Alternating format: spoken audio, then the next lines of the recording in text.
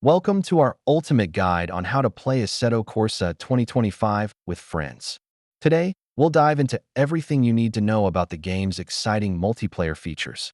First, let's make sure your PC is ready.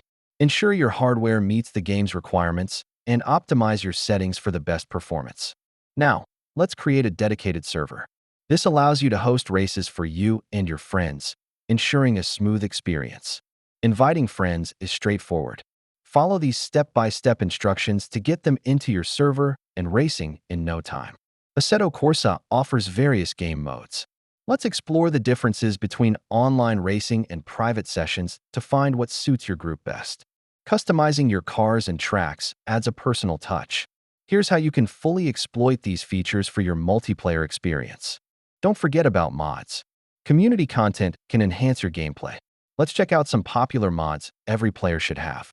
For a better racing experience, it's important to adjust your server settings properly. Here are some tips to optimize those settings. Sometimes, things can go wrong. We'll cover troubleshooting steps for common multiplayer issues you might encounter. And there you have it.